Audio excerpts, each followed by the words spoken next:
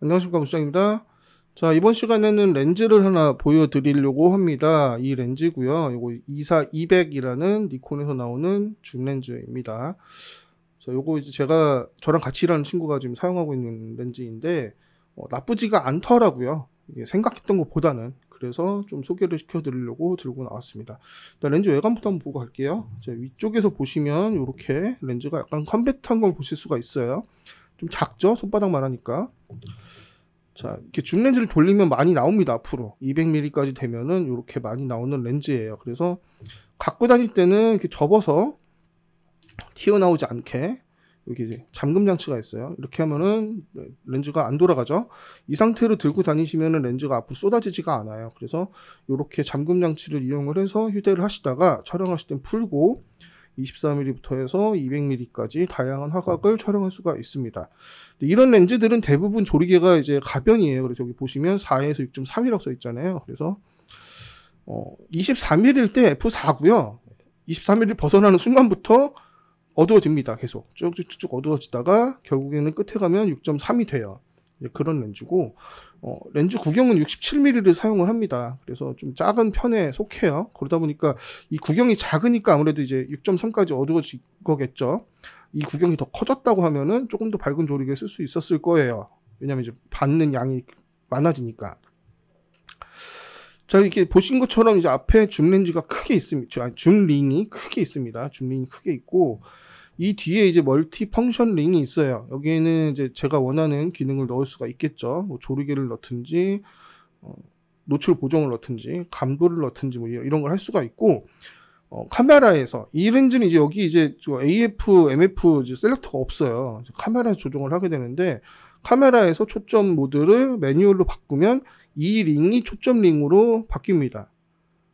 그래서 이제 초점 링이 별도로 있지 않다는 거 없는데 이제 이 링을 가지고 초점을 맞출 수가 있습니다.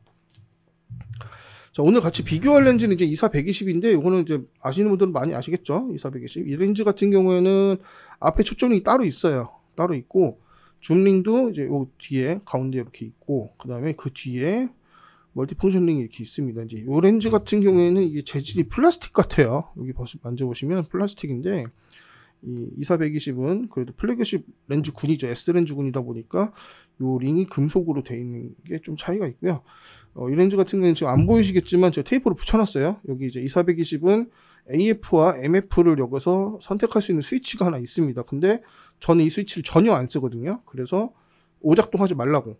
갖고 다니다 보니 이게 가끔 이제 바뀌어 있더라고 보니까. 그래서 이거를 방지하려고 테이프를 이렇게 붙여놨다는 거. 그 다음에 요거는 이제 77mm를 사용을 하고 조리개는 F4 고정입니다. 이 두 렌즈를 왜 비교를 하냐면 이게 사실 둘 다 표준계 렌즈란 말이에요. 그래서 이제 가장 많이 사용하는 렌즈일 수도 있죠. 아닐 수도 있어요. 저 같은 경우에 이 렌즈를 되게 많이 씁니다. 어떤 분들은 이제 광각을 더 많이 쓰시는 분들도 있고 그래서 표준계는 잘 안 쓰시는 분들도 있는데 저는 이제 요거를 거의 주 메인으로 이제 마운트라고 사용을 하고 있어요. 일단 카메라에 달아서 어떻게 보이는지 좀 보여드릴게요.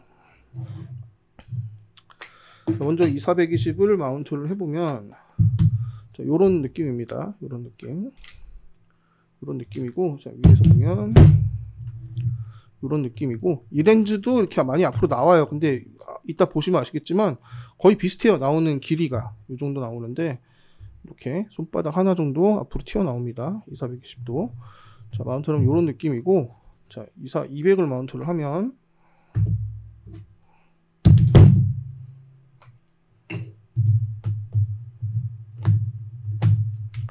요런 느낌입니다. 좀 다르죠? 아무래도 이것도 렌즈가 앞으로 많이 튀어나와요. 손바닥 하나 정도 거의 비슷합니다. 나오는 거는 얘랑 거의 길이가 같아요.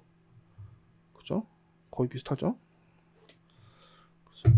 요 정도 나오는 카메라이다. 무게는 이제 제가 지금 저울이 없어서 달아볼 수는 없는데 딱 들어보면은 24-200 쪽이 조금 더 가볍습니다. 조금 더 가벼운 걸 볼 수가 있어요. 자, 근데 이제 일단은 제가 사용했던 소감을 좀 말씀드릴게요. 자, 24-200은 이제 많이 아실 거고 사실 뭐 딱히 설명할 게 없는 렌즈이기도 해요. 무난한 게 특징입니다. 이거는 별로 얘기할 게 없고, 자, 24-200은 일단 가변 조리개잖아요. 그래서 가변 조리개가 무조건 나쁜 건 아니에요. 근데 일단 200mm 정도 들어가면 6.3까지 어두워집니다. 최대 개방이. 그러다 보니까 어두운 곳에서 촬영을 하면 좀 힘들어요. 감도도 많이 올라가요. 근데 저는 이제 감도가 올라가는 거는 사실 그렇게 신경 안 써요. 이제 나중에 편집할 때 다 감도를 좀 눌러주면 되기 때문에. 그리고 이제 그 정도 감도가 그런 입자가 아예 못 쓸 정도가 아니기 때문에 그렇게 신경을 많이 안 씁니다. 그런데 6.3까지 어두워지기 때문에 어두운 곳에서 촬영을 하면은 초점을 잘 못 잡는 경향이 있어요. 아예 못 잡는 건 아닌데 잘 못 잡는 경향이 있다는 거예요. 그래서 어두운 곳에서 촬영을 많이 하시는 분이라면 조금 피해야 되는 렌즈다. 근데 그렇지 않고 이제 나는 이제 거의 야외에서 가족들 사진 찍어주고 여행 가서 찍을 거다. 이런 분들한테는 적극 추천할 수 있습니다. 저는 정말 추천을 해요. 왜냐면 가격도 싸고, 요게 이제 한 130만원, 129만원 정도 하고, 이 렌즈가 이제 135만원 정도 해요. 그러니까 몇만원 차이 안 나죠. 근데 화각은 얘는 200mm까지 커버를 하고 얘는 120mm까지 커버를 하기 때문에 조금 다르다. 120mm하고 200mm는 거의 2배입니다. 80mm 차이가 나는데 화각의 2배가 차이 나는 거예요. 그렇기 때문에 이 렌즈를 쓰면은 별도로 70200을 갖고 다녀야지 200mm까지 커버를 할 수 있겠죠. 근데 이게 렌즈가 135만원이고 70200이 300 몇만 원입니다. f2.8이 아직 F4가 안 나왔어요. 니콘에는. 그러니까 이 렌즈 하나 가지고 렌즈 2개를 커버할 수가 있다. 그렇다는 얘기는 휴대할 때 가볍겠죠. 가볍고 렌즈를 교환하는 빈도가 줄겠죠. 여기서 더 광각으로 갈 때 빼고는 갈 일이 없는 거예요. 이 렌즈는. 이거 하나 갖고 다 찍을 수 있다. 거의 웬만한 건. 저도 가끔 이 렌즈를 가지고 이제 행사 나갈 때도 있어요. 이제 바꿔서 나가는 경우도 있는데 이 렌즈 갖고 찍어봤을 때 불편한 점은 딱 하나밖에 없었어요. 어두운 곳에서 초점을 잘 못 잡는다. 그거 외에는 딱히 불편한 점이 없었습니다. 지금부터는 이 두 렌즈 24-120하고 24-200 렌즈를 제가 차트를 좀 촬영을 해봤거든요. 요거를 좀 눈으로 보면서 저는 이제 요거를 변환해서 뭔가 데이터를 구하는 거를 할 줄 몰라요. 어떻게 하는지 모르겠더라고요. 아무리 공부해도 모르겠어. 그래서 일단 라이트룸에서 띄워놓고 비교를 하는 거를 한번 보시겠습니다. 눈으로 보는 거예요. 눈으로. 자, 이제 테스트 차트를 촬영한 걸 좀 보고 이제 비교를 한번 해보겠습니다. 일단 왼쪽이 24-200이고요. 오른쪽이 24-120입니다. 중앙부부터 한번 볼게요. 일단 확대 비율은 100%만. 자, 100%로 봤을 때 두 개 사실 비교 구분이 안 될 정도로 거의 비슷합니다. 일단 중앙부 같은 경우에는. 자, 주변부로 한번 가볼게요. 주변부로 가서 보면은 일단 24-200하고 24-120하고 비슷한 정도로 판단이 돼요. 일단 눈으로 볼 때는. 이거를 이제 뭐 프로그램에 집어넣어서 돌려보면 어떤 점수가 나올지 모르겠는데, 일단 중심부로 오면은 24-120 쪽이 조금 더 선명합니다. 일단은 중심부로 계속 이동을 해보면 24-120이 조금 더 선명해요. 근데 여기로 오면 이제 24-200이 조금 더 선명해 보이네요. 근데 이게 살짝 오차가 있을 수는 있어요, 여러분. 이제 저도 이게 전문으로 이거를 리뷰하는 사람이 아니다 보니까 처음 해보는 거예요. 얼마 안 됐어요, 이거 해본 지가. 자, 일단 이 정도. 자, 이제 상단부를 보면은 이 정도. 하단부를 보면 이 정도. 자, 눈으로 보시고 판단을 여러분들이 한번 해보십시오. 제가 볼 때는 뭐 의미 있게 막 이 정도로는 없어요. 보면은 예, 일단 23mm 이렇습니다.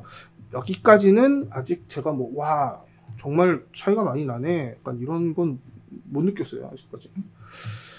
자, 그리고 이제 35mm를 한번 볼 건데요. 일단 여기서 조금 이제 보셔야 될 게 24-200은 조리개가 4.8로 바뀌었습니다. 가변 조리개다 보니까 바뀌었고 24-120은 이제 4.0 고정 조리개죠. 그래서 계속해서 4.0 고정으로 촬영을 할 거예요. 그러니까 개방으로, 양쪽 다 최대 개방으로 찍고 있는 거예요. 조리개를 조이면 어느 정도 해상도가 좋아집니다.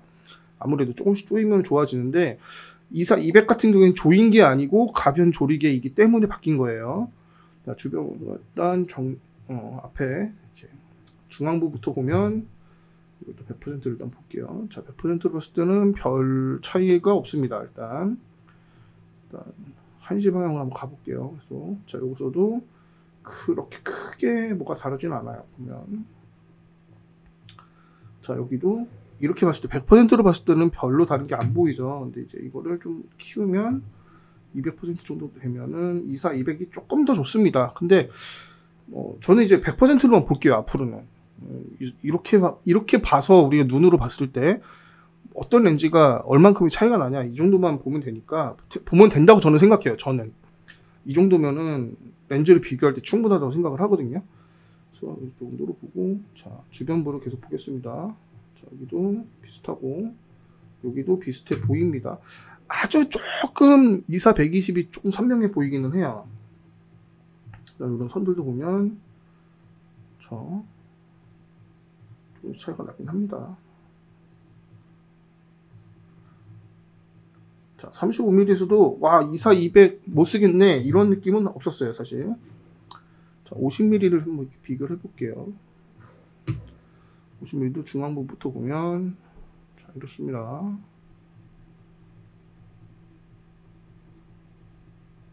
그죠? 비슷하죠?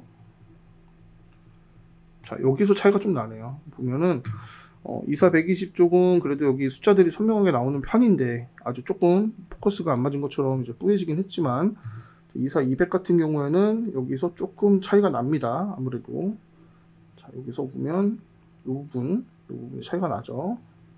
윗부분 좀 볼게요. 윗부분의 중앙부 거의 비슷합니다. 여기도 비슷하고 여기도 이쪽이 조금 더 뭔가 요게 두 개가 살짝 노출차가 있기는 한데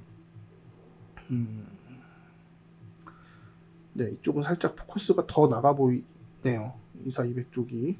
자, 50mm에서는 일단 이랬고요. 아직까지도 저는 뭐 이 두 렌즈가 못 쓸 정도다 이렇게 보이지는 않아요. 자, 그리고 이 70mm 중앙부는 뭐 거의 역시 비슷하고요. 중앙부는 주변부 오히려 여기서는 24, 200 쪽이 조금 더 선명해 보인다고 볼 수도 있어요. 이 12라는 숫자를 보면은 그래 보이지 않을까요? 자, 이쪽을 한번 볼게요. 이제 이쪽도 보면 자, 오히려 여기서는 70mm에서는 24, 200 쪽이 조금 더 선명해 보입니다. 근데 이거는 조리개 탓일 수도 있어요. 가변 조리개이기 때문에 여기 지금 6.0까지 올라왔어요. 조리개가. 그러다 보니까 이 조리개를 실제로 조인 건 아니지만 이게 그 실제로 조리개가 움직인 건 아니고 경통이 늘어나면서 어두워진 거예요. 그런데 그것도 아주 약간의 그 영향을 미칠 수가 있습니다. 그래서 오히려 이쪽이 더 선명해 보인다. 그렇게 볼 수가 있겠네요. 120. 자, 일단 120mm가 최대로 이제 우리가 24, 120에서 줌을 할 수 있는 곳이기 때문에 이곳을 한번 볼게요. 자, 여기도 중앙부를 보면 중앙부 별 차이가 없습니다. 거의 차이 없다고 볼 수 있어요. 이 정도는. 그 다음에 윗부분 이제는 24, 200 같은 경우에는 이제 6.3이기 때문에 조리개가 오히려 조금 더 선명하다고 볼 수도 있어요. 반대쪽 한번 볼게요. 24, 어느 부분 이거 참 말하기가 어렵다. 저는 진짜 말하기 어려워요. 이거는 거의 비슷하다고 보이거든요. 지금 조리개가 어두운 거 빼면은 사실 이렇게 해상도는 별 차이가 안 난다고 저는 결론을 내리겠습니다.